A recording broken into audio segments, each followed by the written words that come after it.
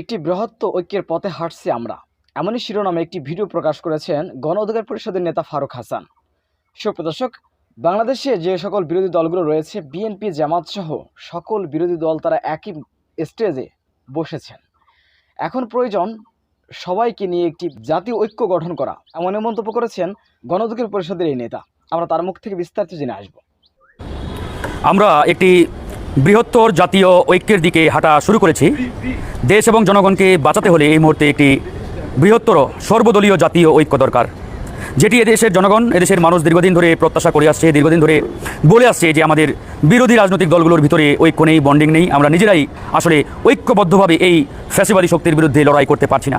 তো যাই হোক, বাংলাদেশের রাজনীতিতে দীর্ঘদিন ধরে এই জাতীয় ঐক্য কীভাবে তৈরি হবে, কীভাবে আমরা বৃহত্তর একটি ঐক্যের দিকে হাঁটবো, কীভাবে আমাদের নিজেদের ভিতরে সুদৃঢ় একটি ঐক্য প্রতিষ্ঠা হবে, এ নিয়ে নানা রকম গুঞ্জন, নানা রকম কানাঘোষা চলে আসছিল।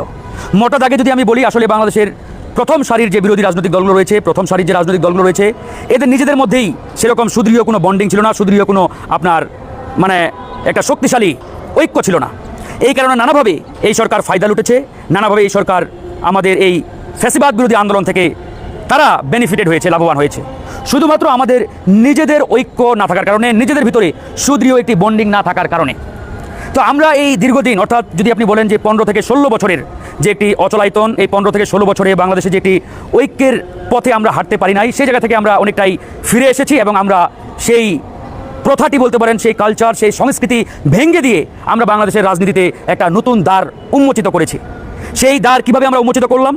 ইতিমধ্যে আপনারা দেখেছেন যে বাংলাদেশে বড় বড় যে রাজনৈতিক দলগুলো রয়েছে, যেমন বিএনপি, জামাত ইসলামী, তারপরে রয়েছে ইসলামী আন্দোলন বাংলাদেশ এবং অনেক ডানপন্থী, বামপন্থী যে দলগুলো রয়েছে, এই ডানপন্থী, বামপন্থী রাজনৈতিক দলগুলো এতদিন মুখোমুখি তারা বসতে পারে নাই। নানা কারণে, নানান বিভাজন, নানাবিধ সমস্যার কারণে হোক, তারা মুখোমুখি এক টেবিলে, এক আলোচনা টেবিলে এতদিন বসতে পারে নাই। তো সেই জায়গাটিতে আমরা আলহামদুলিল্লাহ বলতে পারি যে এটি ভেঙে দিয়ে গণ অধিকার পরিষদ বিএনপি এবং জামাত ইসলাম সহ বিরোধী রাজনৈতিক দলগুলোকে এক টেবিলে বসাতে পেরেছে। আপনারা দেখেছেন যে গত 9 মে আমরা একটি সর্বদলীয় আলোচনা সভার আয়োজন করেছিলাম। সেই আলোচনা সভায় বিএনপিকেও আমরা ইনভাইট করেছি, জামাত ইসলামকে ইনভাইট করেছি, ইসলামী আন্দোলন বাংলাদেশ অর্থাৎ চরমনাই পীর সাহেবের যে রাজনৈতিক দল, তাদেরকেও আমরা দাওয়াত দিয়েছি, তারাও আসছে। তো গণতন্ত্র মঞ্চের শীর্ষ নেতারা আসছেন এবং 12 দলীয় জোটের শীর্ষ নেতারা ছিলেন। প্রায় মোটা দাগে বলা যায় যে বাংলাদেশের ফ্যাসিবাদ বিরোধী রাজনীতির যে সক্রিয় রাজনৈতিক দলগুলো রয়েছে, প্রত্যেককেই আমরা ইনভাইট করেছিলাম এবং সবাই আমাদের সেই সর্বদলীয় আলোচনা সভায় উপস্থিত হয়েছিলেন। তো এই যে আমরা একটি নতুন দ্বার আমরা উন্মোচন করলাম, শুভ সূচনা করলাম, এটিকে আমাদের বাস্তবে রূপদান দিতে হবে, বাস্তবে এটিকে এগিয়ে নিয়ে যেতে হবে। এটি একক কোনো দলের পক্ষে সম্ভব নয়, এটি আমি কিংবা আমরা কিংবা অন্য কোনো দল, কারো পক্ষে এটি এককভাবে সম্ভব নয়। আমি যদি একটু নিউজ দেখাই, তাহলে আপনারা আরও পরিষ্কার হয়ে যাবেন যে কেন একটি নির্দিষ্ট দল কিংবা একক দলের পক্ষে আসলে এই মুহূর্তে এই ফ্যাসিবাদের হাত থেকে, স্বৈরাচারের হাত থেকে বাংলাদেশকে মুক্ত করা সম্ভব নয়। এটি আমি, আপনি, আপনারা সবাই জানেন। এই বিষয়টি আর নতুন করে ব্যাখ্যার প্রয়োজন আছে বলে আমি মনে করি না। তবে আপনাদের উদ্দেশ্যে একটাই আমার বার্তা, একটাই কথা, গণ অধিকার পরিষদ আমরা যেটি শুরু করেছি, যে সবগুলো রাজনৈতিক দলকে আমরা এক টেবিলে, এক স্টেজে আমরা বসাতে পেরেছি, আলহামদুলিল্লাহ আমরা বলি সবসময়। কারণ দীর্ঘদিন ধরে বলা চলে যে বিএনপি, জামাত ইসলাম এক টেবিলে, এক স্টেজে, এক মঞ্চে তারা বসতে পারে নাই বা বসাতে পারে নাই কেউ। এবং জনগণের একটা ডিমান্ড ছিল, জনগণের একটা প্রত্যাশা ছিল, চাহিদা ছিল, এবং জনগণ বারবার বলেছে যে আপনারা নিজেরাই যদি এক টেবিলে বসতে না পারেন, আপনারা যদি আপনাদের এই বিরোধী রাজনৈতিক দলগুলোর মধ্যেই যদি ঐক্য না থাকে, তাহলে পরিবর্তন কীভাবে আসবে? এবং অনেকভাবে জনগণ কিন্তু এক প্রকারে আমাদের গালিগালাজ পর্যন্ত করেছে। বিশেষ করে আমরা যারা রাজনীতির মাঠে সক্রিয় বিরোধী রাজনৈতিক দল, আমাদেরকে নানাভাবে জনগণ গালিগালাজ করেছে, নানাভাবে আমাদের উপর ক্ষোভ ঝেড়েছে, আমাদেরকে নানাভাবে তারা নাস্তানাবুদ করেছে, শুধুমাত্র আমাদের নিজেদের ভিতরে একটি সুদৃঢ় ঐক্য না থাকার কারণে। এখন এই ঐক্যের পথ আমরা আসলে শুরুটা করেছি। এখন প্রত্যেকটা রাজনৈতিক দলের দায়িত্ব এবং উচিত যে আমাদের এই যে দ্বার আমরা যেটি উন্মোচন করেছি বা সূচনা করেছি, এটিকে বাস্তবে রূপদান করা, এটিকে এগিয়ে নেওয়া। এখন আমরা যদি সবাই আমাদের নিজ নিজ জায়গা থেকে এগিয়ে না আসি, আসলে আমাদের একার পক্ষে এটি সম্ভব নয়।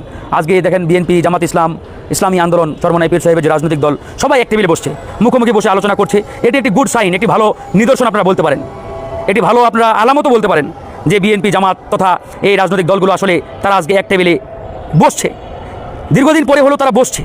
এই যে তারা দীর্ঘদিন পরে হলেও যে বসছে, এটাকে যদি আমরা ধরে রাখতে না পারি, কাজে লাগাতে না পারি, তাহলে ব্যর্থতা হয় আমাদের। অন্যের দোষ দিয়ে লাভ নেই, অন্যের দোষ দিয়ে কোনো লাভ নেই, ব্যর্থতা আমাদের। এই জন্যই আমরা বরাবর বলে আসছি যে আমরা শুরুটা করেছি, আসুন দল মত নির্বিশেষে আমরা এখন আমাদের এই ঐক্যটাকে সুদৃঢ় করি এবং একটি সর্বদলীয় জাতীয় ঐক্যের দিকে আগাই। সর্বদলীয় জাতীয় ঐক্য ছাড়া বাংলাদেশে কোনোভাবেই কোনোদিন মুক্তির যে আলো, এই আলো আসবে না। যদি বলেন বিএনপির পক্ষে সম্ভব, আমরা বলবো বিএনপির পক্ষে একার সম্ভব নয়, জামাত ইসলামের পক্ষেও একা সম্ভব নয়, অন্যান্য যে রাজনৈতিক দলগুলো রয়েছে তাদের পক্ষেও একা সম্ভব নয়। কিন্তু আমরা যদি সবাই ঐক্যবদ্ধ হতে পারি তাহলেই সম্ভব। আজকে বাংলাদেশের মূল সংকট ইতিমধ্যেই আইডেন্টিফাইড, সবাই আমরা জানি যে বাংলাদেশের মূল সংকটটা কি, কোথায়। এই সংকট থেকে উত্তরণের উপায়টা কি সেটাও আমরা জানি, কিন্তু কোনো এক অজানা কারণে এটা আমরা আসলে বলতে চাচ্ছি না। কেন বলতে চাচ্ছি না তা আমার মাথায় আসে না। অনেকেই হয়তো মনে করছে যে আমরা এই সংকট নিয়ে কথা বলতে গেলে অনেক সমস্যা হতে পারে। যেমন বাংলাদেশের মূল সংকট কি? বাংলাদেশের মূল সংকট ইন্ডিয়ান আগ্রাসন এবং আধিপত্যবাদ। বাংলাদেশের আজকে প্রত্যেকটি পরতে পরতে স্তরে স্তরে যে ইন্ডিয়ান আধিপত্যবাদ আগ্রাসন জেকে বসেছে, এখান থেকে যদি আমরা বের হতে না পারি, এই ইন্ডিয়ান আগ্রাসন আধিপত্যবাদের হাত থেকে এই দেশকে যদি আমরা রক্ষা করতে না পারি, কোশ্চিনকালেও আমাদের মুক্তি আসবে না, কোনোদিনই আমাদের মুক্তি আসবে না। আমরা মুক্তির পথ কোনোদিনই দেখতে পারবো না। যে যাই বলেন, আজকে বাংলাদেশের মূল সংকটটাই এখানে। ভারত আজকে আমাদের প্রত্যেকটা জায়গায় এমনভাবে তাদের আগ্রাসনকে প্রতিষ্ঠা করেছে, আজকে বাংলাদেশের টপ লেভেল থেকে শুরু করে একদম লোয়ার লেভেল এমন কোনো জায়গা নেই যেখানে ভারতের আধিপত্যবাদ বিস্তার লাভ করে নাই। বাংলাদেশের সর্বোচ্চ জায়গা আপনি খোঁজ নিয়ে দেখলেই বুঝবেন যে বাংলাদেশের বড় বড় পদগুলোতে অনেকাংশেই ভারতের তাবেদার যারা, তাদেরকে বসিয়ে রাখা হয়েছে। প্রত্যেক জায়গায় আইন শৃঙ্খলা রক্ষাকারী বাহিনী থেকে শুরু করে। কয়েকদিন আগে গার্মেন্টসের এক মালিক আমাদের সাথে কথা বলছিল, তিনি নিজেই বললেন যে বাংলাদেশের গার্মেন্টস সেক্টরে 70% আপার যে পদগুলো রয়েছে, জিএম, এজিএম, আপনার সুপারভাইজার, ম্যানেজার ইত্যাদি, এগুলোতে 70-80% ইন্ডিয়ান। চিন্তা করে দেখুন, একজন গার্মেন্টসের মালিক তিনি নিজেই বলছেন। তার মানে যারা দেশপ্রেমিক সৎ, তারা কিন্তু এটা কোনোভাবেই মেনে নিতে পারছেন না, মেনে নেওয়ার কথাও নয়। কিন্তু বাংলাদেশের প্রেক্ষাপটে এমন একটি অবস্থা তৈরি হয়েছে, যারাই কথা বলবে তাদের উপরেই নানাভাবে জুলুম নির্যাতন নেমে আসছে, তাদেরকে নানাভাবে হেনস্থা করা হচ্ছে। তো যাই হোক, এত জুলুম নির্যাতনের পরেও আমরা যে চুপ আছি বা এটার বিরুদ্ধে যে লড়াই হচ্ছে না, কথা হচ্ছে না, তা নয়। আমরা শুরু করেছি, এখন সকলের দায়িত্ব এটিকে বাস্তবে রূপদান করা, এটাকে প্রতিষ্ঠা করা। যদি আমরা প্রতিষ্ঠা না করতে পারি তাহলে ভাই দেশ আর দেশ থাকবে না, যা ইতিমধ্যেই দেখতে পাচ্ছেন। আজকে বাংলাদেশে 56,000 বর্গ কিলোমিটার কীভাবে চলবে, কীভাবে নিয়ন্ত্রিত হবে, তা ইন্ডিয়া ঠিক করে। ইতিমধ্যেই আমরা দেখেছি এই যে পদ্মা সেতু বাংলাদেশের সবচাইতে বড় একটি স্থাপনা, এটি নিয়ে অনেকে অনেক কথা বলেন, কিন্তু আপনারা কি জানেন যে এই পদ্মা সেতু তৈরি করা হয়েছে অনেকটাই ইন্ডিয়াকে সুবিধা দেওয়ার জন্য? এটা অনেকেই জানে না যে ভাই এটা কেমনি সম্ভব, আমরা নিজের টাকা দিয়ে সেতু করলাম, এটা আবার ইন্ডিয়াকে সুবিধা দেওয়ার জন্য কীভাবে? এটা আপনারা অনেকেই জানেন না। এই সেতু গড়ার আগে ইন্ডিয়ার সাথে ভালোভাবে প্রেসক্রিপশন আদান প্রদান হয়েছে। আপনারা জানেন যে ইন্ডিয়ার যে 7টি রাজ্য রয়েছে আমাদের উত্তর এবং পূর্ব অঞ্চলে বা পূর্বাঞ্চলে বাংলাদেশের, এই 7 সিস্টার্স বলা হয় এই 7টি রাজ্যকে। এই 7টি রাজ্যে তথা মিজোরাম, আসাম, ত্রিপুরা, মেঘালয়, এগুলোতে ইন্ডিয়ার ওই দিল্লি কিংবা আপনার কলকাতা থেকে পণ্য নিয়ে যেতে যে পরিমাণ সময় লাগে এবং এর পরিপ্রেক্ষিতে যে খরচটা হয় ইন্ডিয়ার, সে এখন বাংলাদেশের অভ্যন্তরে বাংলাদেশের ভিতর দিয়ে আমাদের ওই যশোর হয়ে সোজা বাংলাদেশের পেটের মধ্য দিয়ে পদ্মা সেতু হয়ে তারা আসাম চলে যায়। ওদিক দিয়ে তাদের প্রায় 1500 থেকে 2000 কিলোমিটার পথ পাড়ি দিতে হতো। এখন তারা খুব অল্প সময়ে অনায়াসে 400 কিলোমিটার মাত্র বাংলাদেশের এপার থেকে ওপার তারা ইন্ডিয়া চলে যায়। এতে করে তাদের 4 ভাগের 1 ভাগ খরচ হয় মাত্র। এই হচ্ছে বাংলাদেশকে লুটপাট করে। এটা আমরা অনেকেই জানি না, অনেকেই মনে করি পদ্মা সেতু আমাদের জন্যই করা হয়েছে। হ্যাঁ, আমাদের জন্য তো অবশ্যই, কিন্তু অনেকাংশেই আমি বলছি যে এটা ইন্ডিয়ানদের স্বার্থ রক্ষার জন্য করা হয়েছে। আমরাও বেনিফিটেড হচ্ছি, কিন্তু আমাদের চাইতে তারা বেশি বেনিফিটেড হচ্ছে। আজকে এই যে ইন্ডিয়ান বড় বড় ট্রাক, লরি, আপনার কারভার ভ্যান, এগুলো বাংলাদেশের অভ্যন্তরে যাচ্ছে বা আমাদের রাস্তা, হাইওয়ে, মহাসড়কগুলো ব্যবহার করছে। এই ট্রাক, লরি ইত্যাদি যানবাহনের ফলে, যাতায়াতের ফলে রাস্তাঘাটের যে ক্ষতিটা হবে, এই ক্ষতির দায়ভার ইন্ডিয়া নেবে না। এটা বাংলাদেশের। রাস্তা নষ্ট হবে, আপনার রাস্তাঘাট ভাঙবে, মেরামত করতে হবে ইত্যাদি, এগুলো বাংলাদেশের। কিন্তু তারা এই সুযোগ সুবিধাটা নেবে। আমরা কিছুদিন আগে ইন্ডিয়ার ওই শিলিগুড়িতে আপনার ট্রানজিট চেয়েছিলাম, অল্প একটু, বোধহয় কত কিলোমিটার নেই, অল্প একটু রাস্তা। সেটা ভারত আমাদের দেয়নি আজ পর্যন্ত। শিলিগুড়ি এই যে আপনার আমাদের উত্তরাঞ্চলে, সেটা পর্যন্ত তারা আজকে আজ পর্যন্ত দেয় নাই। আর তারা বাংলাদেশের প্রতিনিয়ত আমাদের এই দেশটাকে ব্যবহার করে যাচ্ছে। আমাদের যে বন্দর, চট্টগ্রাম, মংলা, এই বন্দরগুলো কিছুদিন আগে নিউজে আপনারা দেখেছেন যে ইন্ডিয়ার সাথে একটি চুক্তি করেছে আওয়ামী লীগ।